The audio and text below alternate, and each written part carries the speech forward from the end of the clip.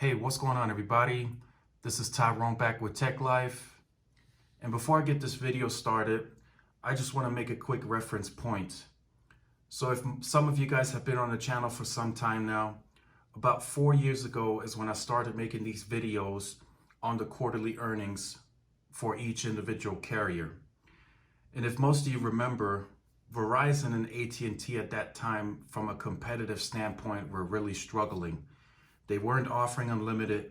They weren't including any value on their plans. So it was really tough for them to gain any market share on any of those quarters that I was reporting on. If you guys remember at that time, AT&T was losing hundreds and thousands of customers. Verizon was also losing customers, and it was mainly going, the port ratios were mainly going to T-Mobile 2-1. And then when Marcelo took over Sprint at that time, he changed around the plans from the, if you guys remember, the Framley plan is what it was called. He changed, he became more price competitive, added some value into the plans at the time. And then even Sprint started gaining some of that market share until AT&T and Verizon finally woke up and started becoming more and more competitive. So the numbers that you're seeing here, Verizon says they are contributed to the mix and match plans that they have been offering. They're saying that you no longer have to put your 65-year-old grandma that's using almost no data on on an expensive plan. You can now mix and match that around. That's been there for some time now, but Verizon said that the large additions in subscriber growth that they're seeing, they're contributing to that plan. So what we're seeing here, so Verizon's business is making strong progress in Q3 with continued strong growth in wireless revenue, 2.4 million postpaid device activations. So that's really good on the business side. That's a big segment for Verizon competing against AT&T. Both have the stronger and larger networks. So most businesses do end up gravitating towards them, although T-Mobile has been making some headway on the business side. So on the consumer side, we're seeing 372,000 postpaid smartphone net additions and 193,000 retail postpaid net additions.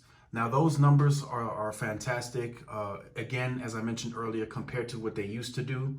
But now with the Verizon 2.0 strategy, it seems like there's a bit more investment being made. So the revenue for the Q3 was flat. There was no revenue gained. It was flat.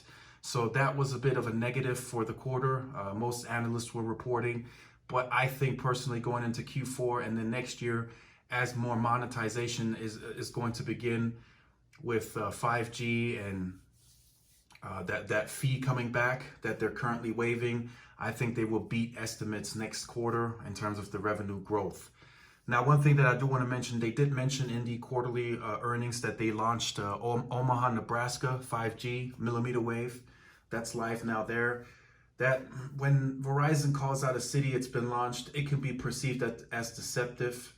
They should really be saying some parts of the city, which a lot of people are figuring out, but in the marketing, it's really not stated. It's like, hey, we now have 5G live in Omaha, Nebraska, and then you see a person taking some speed tests around the city where the 5G nodes are, and that's pretty much it. That's how they're currently marketing it, and they have been doing so.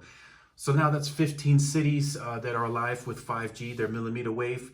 Now I want to hear from you in the comment section down below. Do you think, now that we're almost in November, do you think Verizon's going to be able to launch another 15 cities before the end of the year to complete the 30 cities that they had set out to launch by end of year?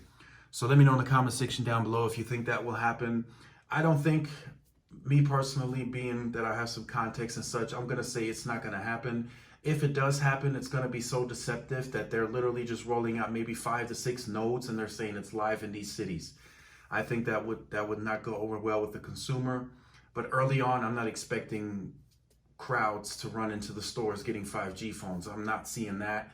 That's not being reported, and the numbers are not showing that. So just to clarify that. So again, we have another quarter for Verizon, strong subscriber growth, revenue flat. So that's not really looking too good on them, but I think that will all come together in the future.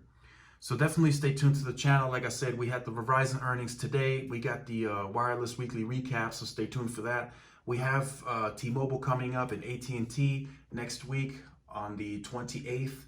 And then Sprint has not announced yet when they will report their quarterly earnings. But with Sprint, I'm going to report on it very, very briefly, but they're expected to take a huge loss.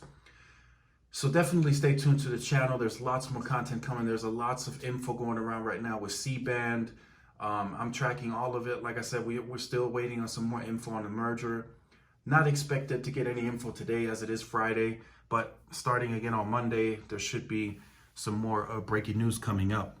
So let me know in the comment section down below, what did you think of Verizon's quarterly earnings? Do you think this is really strong? Of course, if we are going to compare it to T-Mobile's growth, it's not going to be close. Although T-Mobile's not expected to hit 1 million for the quarter in terms of growth, they're still going to post more postpaid smartphone growth than Verizon's doing, or AT&T.